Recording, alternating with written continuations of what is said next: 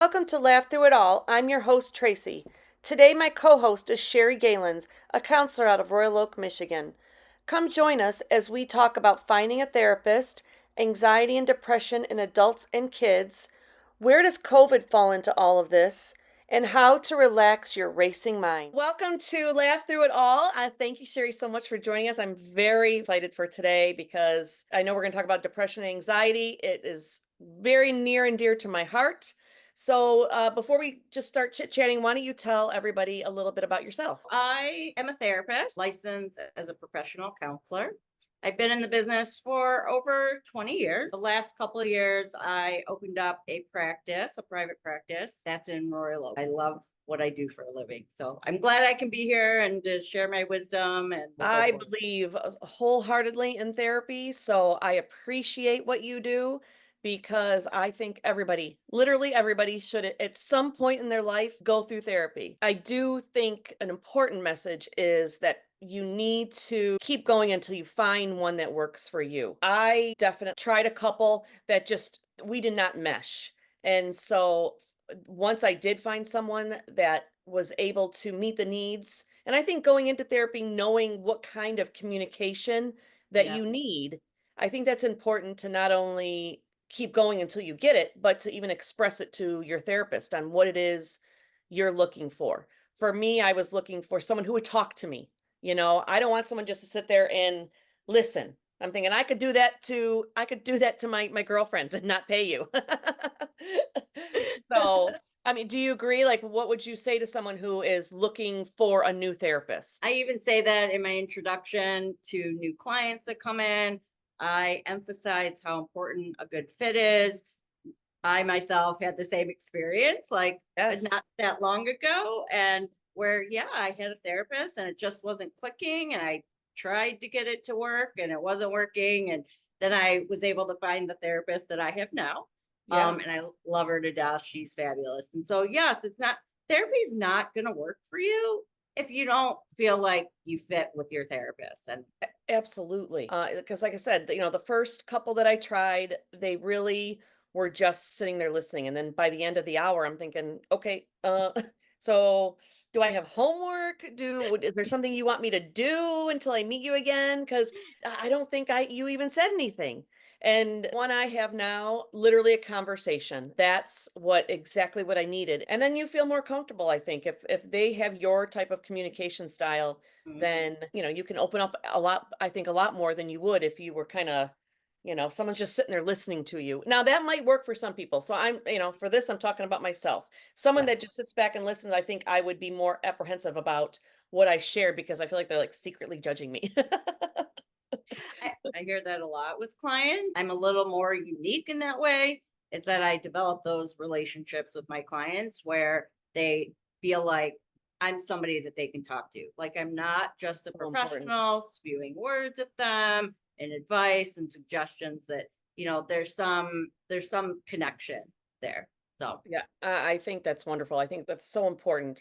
A little side question: What would you say is the difference between a man looking for a therapist and a woman looking for a therapist? I do have some men that I see. I guess I find the men I see are willing to be open. They're Okay. willing to be communicative. Possibly they are a little more sensitive. It just depends. Definitely, typically men are fixers. Yeah. And so they kind of want that relationship where you're going to help fix them. Tell them exactly what to And do.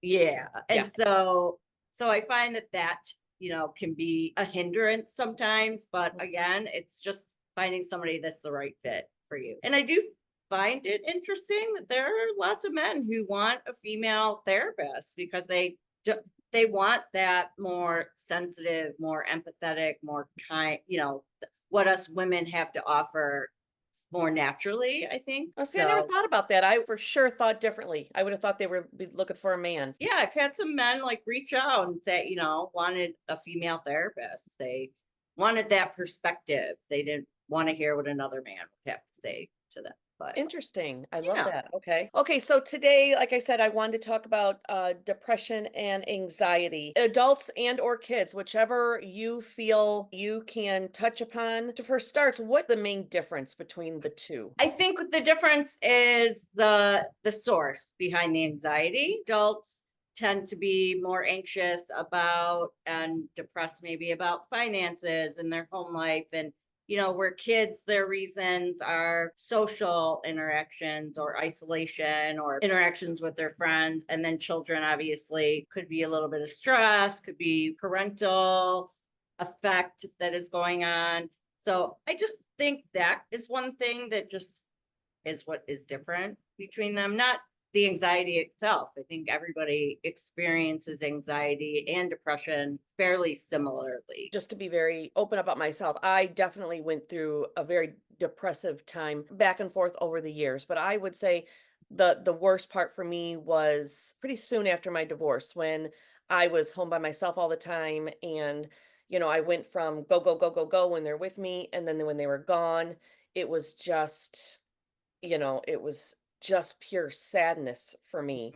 And I that was with me for I would say years. And it's terrible because I am for sure someone who you would look at and never in a million years think Mhm. that I was suffering like that because in out in the world out at for work or any or when the kids were here I was still happy and outgoing and no one would have ever guessed it. But the second they left, I was just terrible. It was bad. Yeah, I mean, I did decide, to go to therapy and, change my life because of that. But I think within the last, I'll say year, it maybe has been 2 years, I have Mhm. finally been able to be okay with it just being me. Depression and anxiety, is that hereditary? I mean, all mental, there's always a connection to family and genetics.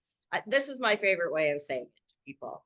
I say, if you came to me and told me and were diagnosed with major depression, and then said your family, there's a long history of it with your Okay. family, maybe grandparents, parents, aunts, uncles, then I would say, oh, well, that makes sense. But if you just come and you say there's no history, then I guess there's no connection there. So it Okay. just depends. It's not a direct connection. Wonder that too. It's like they never saw that part of me. Mhm. You know what I mean? Now, anxiety, sometimes I don't even know if things are anxiety or if it's just stress. Exactly what anxiety is. I differentiate, anxiety has very specific symptoms that include, for instance, maybe muscle tension, tightness of the chest, heart racing, thoughts racing, be nervous, jumpiness, lack of sleep. So there's a lot of symptoms Okay. which obviously happen when you're stressed. I think when people say stress, I feel like that's a very generic term to use Sure. for just where somebody feels they're at, or maybe they think that's what's going on. So yeah, so sometimes those words I believe are used interchangeably at times. But anxiety is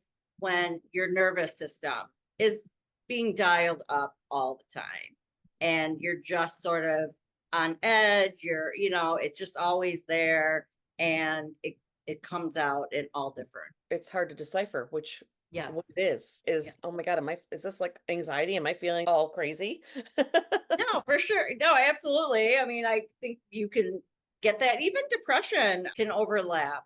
And sometimes depression is just a part of the anxiety. I had a therapist once, and I told her that I was feeling depressed, but then I would go through what I refer to, obviously, is bouts of depression. As I was going through those times, and I say, I low motivation and I don't feel like doing anything, and I'm more sad and thinking about things from the past.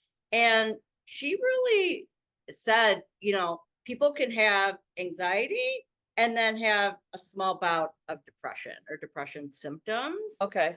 Yes. So sometimes it's hard to distinguish which one is for first, what's more Yes, I prevalent. agree. Yeah, Yes. what the actual main diagnosis is. So obviously that's something that hopefully your therapist goes over with you and asks Mm-hmm. questions about it. But I see that happen all the time, not only with myself at times, but with my clients as well. Yeah, no, that makes a lot of sense because I think that's exactly some of the things that I have.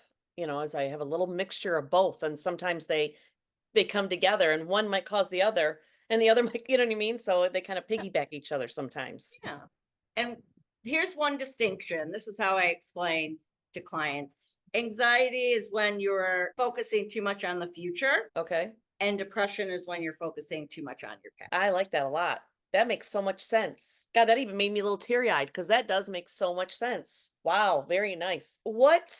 I think one of the listeners asked, didn't she ask what are Mm. some things that you can do to get yourself out of it? Yeah, some things to quiet your mind. I think specifically, she was asking about at nighttime. Laying in bed. You're laying in bed, Yep.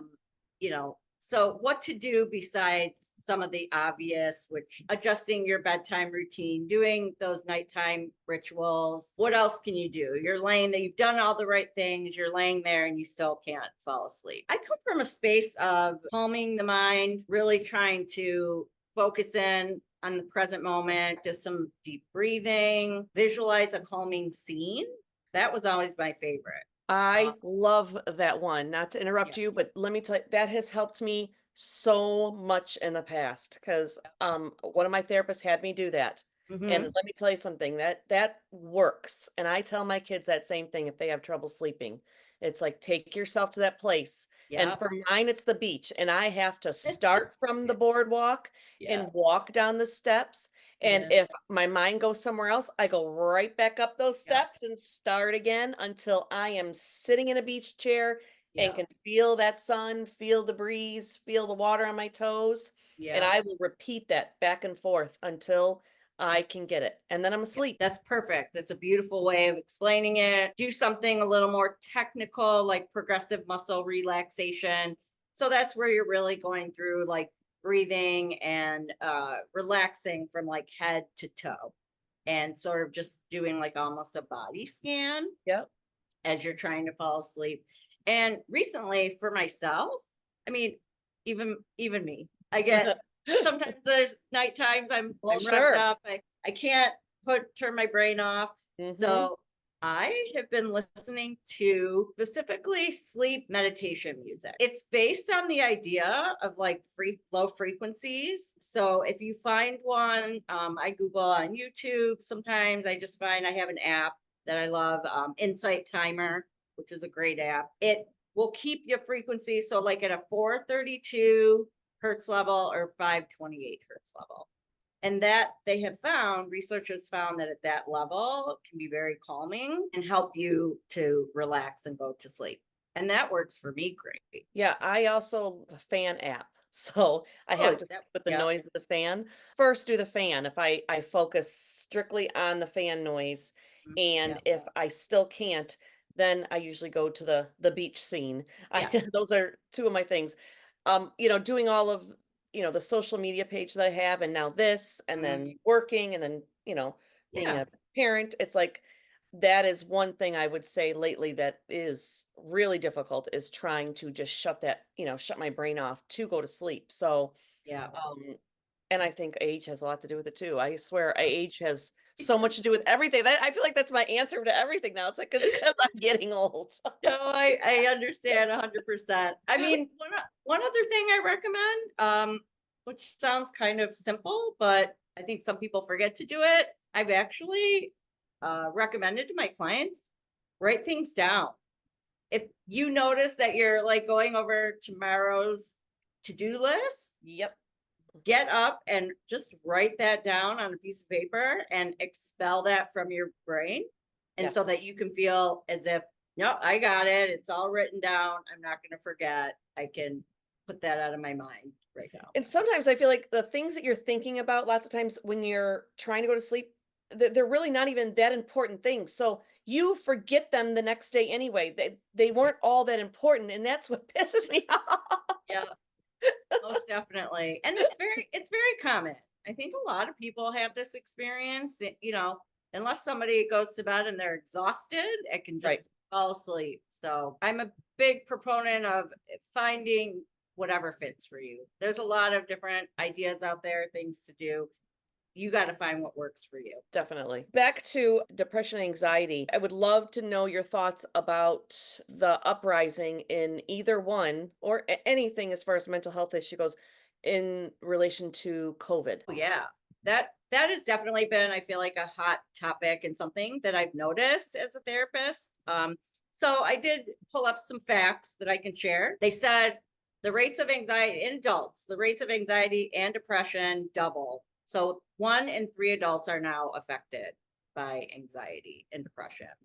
And teens, that surged by 25% I bet. of kids. Yes. I bet. Yeah. Children, they didn't have a specific amount, but obviously it caused problems for them as well. They struggle with emotional dysregulation, separation anxiety, disrupted routines. For some children, it set them back a couple of years, you know? I agree. Yeah. Yes. Like I mentioned to you, it was very hard for my daughter. She Mhm. was Yeah. in 4th grade. Their school went Hmm. right back. So they were only at home for a little while. Okay. But since I'm a teacher, I was also home, but I was home for quite a while, like after she went back. So, Hmm. she was used to being with me all the time. And Hmm. then all of a sudden she was going back to school. She knew I was home and it was a big struggle. I mean, she would be sick, she would Hmm. cry, Hmm. and it was terrible. It took a good even the next year, the beginning of the school year, it's starting back again because she was having all those feelings and then we had the summer break and we were Hmm. together all the time and then now we're back at school and she's away from me again. It really affected her. There again, it's like she would call home, and if you're at school and you throw up, you got to go home. She was really suffering through anxiety during that time, right? Oh, That would be, yeah, and that's what I would tell them. Like, listen, she's just having some, real strong anxiety because I'm home and she's there, and it's just a unsure world. yeah. Nothing's for certain right now. And And so I, they did keep mhm, her. They did start yeah. keeping her, so that was That good. that's good. Yeah, I feel like that was a big part of it. I mean, I even with adults and my clients, I saw changes in people as they were coming in and talking about it. And I feel even adults with the social isolation. I mean, there were some adults who didn't find anyone to interact with and were all by themselves and didn't know. And yeah, the world was so uncertain at this time. And a lot of what fuels our anxiety is this fear of uncertainty and not Mhm. knowing what's going to happen. And I really feel like there was a lot of that going on. And so, people really were affected by this most definitely. And I wasn't surprised. I worked the whole time during the pandemic.